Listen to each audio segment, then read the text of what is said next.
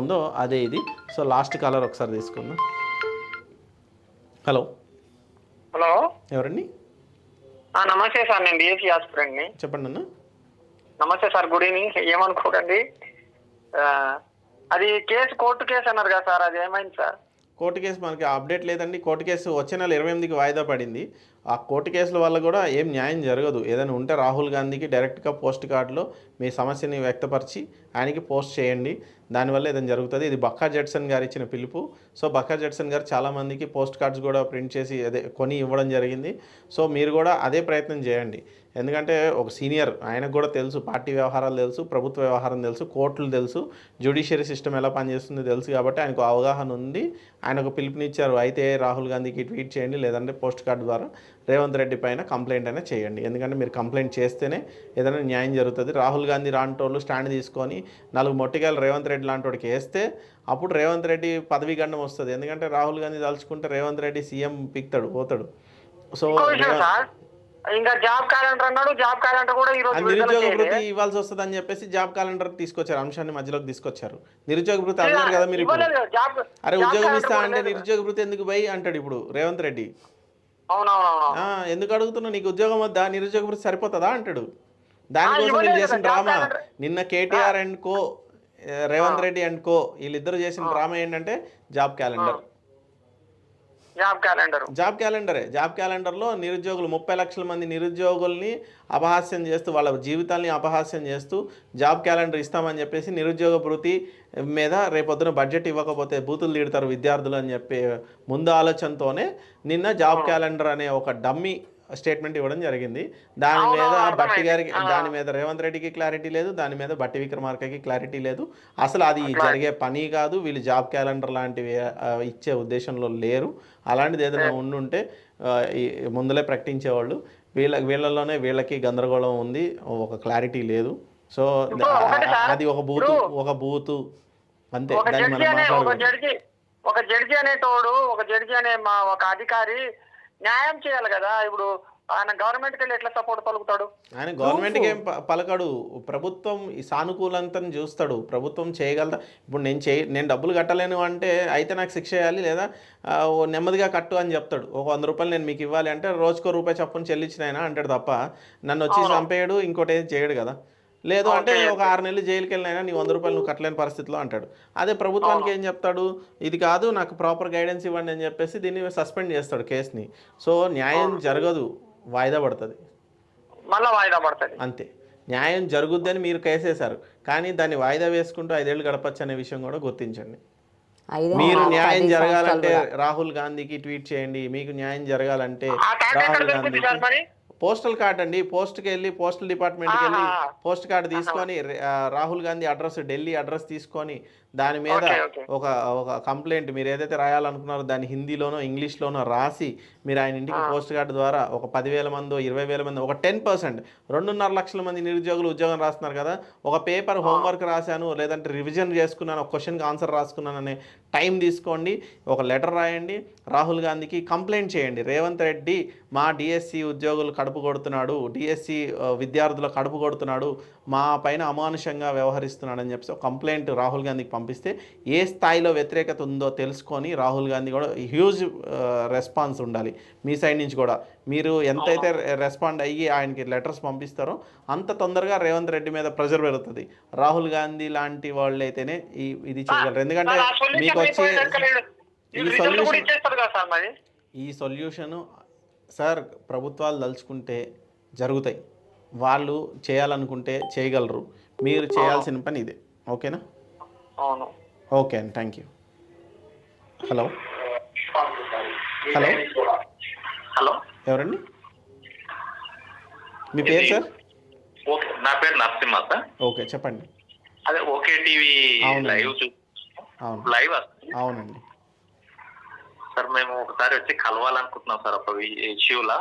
అయితే మాకు కొంచెము ప్రయత్నం చేసాక ఇప్పుడు లైన్ కలిసింది సార్ 2 రోజుల తర్వాత. ఓకే. ఒక గవర్నమెంట్ డాక్టర్ మా దగ్గర ఒక ల్యాండ్ అమ్మిండు, మాకు డబ్బులు అన్ని తీసుకున్న తర్వాత రీషేన్ చేయకుండా తప్పించి ఇప్పటికి తప్పిస్తా ఉన్నారు సార్. అదే ల్యాండ్ ఒక ముగ్గురికి అమ్మిండు ఆల్రెడీ. చీటింగ్ చేస్తా ఉన్నాడు. అది మాకు టిఆర్ఎస్ ప్రభుత్వంలో 3 years మమ్మల్ని ఎంత ఇబ్బంది పెట్టారంటే చాలా ఇబ్బంది పెట్టారు. ఎక్కడండి? పోలీస్ స్టేషన్, ఇది బచ్చన్నపేట మండల్, జనగాం డిస్టిక్ వస్తుంది సార్. ఇది ఓకే. మేము 95% bank transaction sir, white amount ఇచ్చాం. మరి చీటింగ్ కేసు పెట్టలేదా? కేసు ఒకటి ఎఫ్ఐఆర్ కింద, ఒకటి ఓన్లీ అది మేము ఎఫ్ఐఆర్ ఏప్రిల్ లో ఇస్తే కనీసం అక్టోబర్ లో ఫైల్ చేసేది సార్. మమ్మల్ని చాలా ఇబ్బంది పెట్టారు. ఆ రకంగా ఇప్పుడు మేము కోర్టు పరంగా కొంచెం మేము, ఎందుకంటే ఆర్థికంగా లేకున్నా కోర్టు పరంగా మేము కొంచెం ప్రయత్నం చేసి ఒక లాయర్ పట్టుకొని మేము ప్రొసీడ్ అవుతున్నాం సార్. కాకపోతే పేపర్ లో ఇద్దామంటే మాకు కొంచెం ఎక్కడ పోయినా మాకు ఎక్కడ అవకాశాలు దొరకలేదు సార్. ఒకసారి మేము టీవీకి అక్కడ వచ్చి కలవాలని మేము ట్రై చేసాం సార్. ఇప్పుడు లైన్ అనుకోకుండా కలిసి ఖచ్చితంగా అండి రండి. మేము ఇది ఈ సమస్యని మేమైతే వ్యక్తపరచగలము మా ఛానల్ ద్వారా. సో మీరు ఈ కంప్లైంట్ ఏదైతే మీడియా ఉందో మీరు మాకు ఆ డాక్టర్, గవర్నమెంట్ డాక్టర్ ఎవరు, ఆ డీటెయిల్స్ అన్ని వాట్సాప్ చేయండి. మేము కూడా మేడంకి చెప్తే ఓకే మార్నింగ్ న్యూస్లో మెన్షన్ చేయమని చెప్తాను.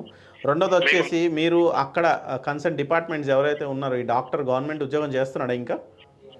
ఇప్పుడు మొన్న రీసెంట్ గా ఇప్పుడు 3 years సార్ ఇది ఇష్యూ జరగబట్టి. మీరు ఎఫ్ఐఆర్ ఫైల్ అయిన తర్వాత సస్పెండ్ అయ్యాడా లేదా డాక్టర్? కాలేదు సార్, కాలేదు. అదే సివిల్ మ్యాటర్ అని చెప్పి 420 కింద స్టేషన్ బెయిల్ తీసుకొని 420 చీటింగ్ 420 ఓన్లీ 420 పెట్టారు సార్. ఒక అవును, బెయిల్ తీసుకున్నాడు అంటే ఇది సివిల్ మ్యాటర్ వేరు, పోలీస్ స్టేషన్లో అయినా క్రిమినల్ ప్రొసీజర్ కదా ఇది. అయితే వాళ్ళు మేము అదే చెప్పాం సార్, వీడు ఇట్లా మాతో పాటు ముగ్గురు చేసినట్టుగా కూడా పేపర్స్ ముందు మీరు పెట్టారు. కన్సర్న్ డిపార్ట్మెంట్స్ని అప్రోచ్ అవ్వండి. హెల్త్ డిపార్ట్మెంట్కి సంబంధించి కన్సర్న్ డిపార్ట్మెంట్స్ని అప్రోచ్ అయ్యి కంప్లైంట్ కాపీ ఇవ్వండి. మీకు న్యాయం జరగకపోతే ఆ డిపార్ట్మెంట్స్ దగ్గర నుంచి మాకు కాల్ చేయండి, ఇదే నెంబర్, మేము రెస్పాండ్ అవుతాము. మీకు సంబంధించిన డీటెయిల్స్ ఏది ఉన్నా సరే మాకు వాట్సాప్ చేయండి, మేము కూడా దీనిపైన ఫాలోఅప్ చేస్తాము ఖచ్చితంగా. లేదు అంటే మీరు హెల్త్ మినిస్టర్ని ఒకసారి కలవండి, ఇట్లుంది పరిస్థితి అని చెప్పేసి ఆయన మీద ప్రెజర్ తీసుకురండి. ఎందుకంటే ఒక ప్రెజర్ అనేది క్రియేట్ అయితే ఆటోమేటిక్గా వ్యవస్థలు లొంగుతాయి. Okay, thank you. సో ఇది ఈరోజు ప్రజావాణి కార్యక్రమం. సో మనకి రకరకాల కాలర్స్ వచ్చారు. ఆటో డ్రైవర్ పరిస్థితి అయితే ఆయన రకరకాల ఇష్యూస్లో బాధపడుతున్నాడు. ఒకటి, వాళ్ళ పాపకి విద్య లేదు, వాళ్ళ పాపకి హెల్త్ బాగోపోతే వైద్యం లేదు, ఆయనకి ఉపాధి లేదు, ఆటో కార్మికుడిగా ఆయన దెబ్బతిన్నాడు. సో ఆయనది పాలమూరు రంగారెడ్డి డిస్ట్రిక్ట్ అవ్వడం వల్ల ఆయన కూడా ఈ సీఎం కేసీఆర్ గారి సొంత కోటరీ అవడం వల్ల ఆయన కూడా ఇదవుతున్నాడు. కంటిన్యూస్ కాల్స్ వస్తున్నాయి. ఇది లాస్ట్ కాల్ తీసుకుందాం. Hello hello hello, good evening sir. Good evening madam. Sir Prajavani ప్రోగ్రామా? అవునండి. అంటే పబ్లిక్ ప్రాబ్లమ్స్ అన్ని ఇందులో చెప్పుకోవచ్చా సార్? మీకు ఏమైనా ప్రాబ్లం ఉందా అమ్మా? మా మదర్ కి సార్, ఏమైంది? యాక్చువల్ గా మా మదర్ 1993లో జాబ్ ఎక్కిందనమాట గవర్నమెంట్ స్కూల్లో.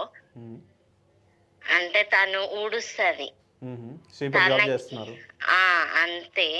అప్పటి నుండి స్టిల్ ఇప్పటి వరకు మా మమ్మీకి పర్మనెంట్ అవ్వలే. ఎంతో మంది అధికారులను కలిసినాము, అసలు మొత్తం ఎవరిని అడిగినా గానీ మాకు న్యాయం జరగట్లేదు. పేపర్స్ లో ఇచ్చాము, ఇంకా మాకు తెలిసిన వాళ్ళ ద్వారా ఇచ్చాము, వాళ్ళకి వీళ్ళకి విద్యాశాఖ వాళ్ళకి వీళ్ళకి ఎవరికి ఇచ్చినా గానీ మా అమ్మకి న్యాయం జరగట్లేదు. మా అమ్మ శాలరీ కేవలం 5,000 మాత్రమే సార్. మేము బతకడానికి ఎంత కష్టమవుతుందంటే, నేను మా మమ్మీ జాబ్ చేస్తున్నప్పుడు చిన్న పాపని సార్, 1 month పాపని, నేను ఇప్పుడు డిఎస్సి ఆస్పిరెంట్ అయినా. కంగ్రాట్స్ అండి. మీరు డిఎస్సి రాసి అదే స్కూల్లో టీచర్గా కనపడాలి మీ మదర్కి. నేను ఈ రోజే రాసేసి వచ్చాను sir. Congrats, all the best అండి. Thank you sir. మా మమ్మీ మస్తు కష్టపడ్డారు సార్. ఎంత మందికి చెప్పినాము మా మమ్మీ ప్రాబ్లమ్ ని. కనీసం ఒక మనిషి బ్రతకడానికి 5,000 ఏం సరిపోతాయి సార్? అది కూడా మొన్న అయింది. మీరు ఇప్పుడు డిఎస్సి కొట్టి కొంచెం కృషి చేసి డిఎస్సి కొట్టి మీ మదర్ కష్టాలను తీర్చండి. నేను ఆల్రెడీ అదే అనుకుంటున్నాను. దీనికి కన్సర్న్ డిపార్ట్మెంట్స్ ని కలిసినా మీకు న్యాయం జరగలేదు, అంతేనా? జరగలేదు సార్. ప్లీజ్, నేను శ్రావ్యక్కతో మాట్లాడడానికి కూడా మొన్నటి వరకు ట్రై చేసిన, కాకపోతే శ్రావ్యక్క మా కోసం మస్తు కష్టపడింది డిఎస్సి ఆస్పిరెంట్స్ కోసము. కానీ ఇంకా నాది క్లియర్ అయిపోయిన తర్వాత నేను మా మమ్మీ ప్రాబ్లమ్ ని బయట పెట్టాలనుకున్నాను చేశాను. మీరు కావాలంటే మా మండల్లో అడగండి సార్, ప్రతి ఒక్కరికి తెలుసు మా మమ్మీ ఎంత స్ట్రగుల్ పడ్డదో. మీరు స్కూల్కి వచ్చాయని ఎంక్వైరీ చేయొచ్చు సార్. మేము చెప్పేది అంత నిజమా అబద్ధమా అని. సరే, నేను మేడం దృష్టికి తీసుకెళ్తాను. రేపు ప్రజావాణి కానీ అలో మేడం అందుబాటులో ఉంటారు, రేపు కాల్ చేయండి. థ్యాంక్ యూ అండి. Okay, thank you. ఇది ప్రజావాణి కార్యక్రమం. So thank you.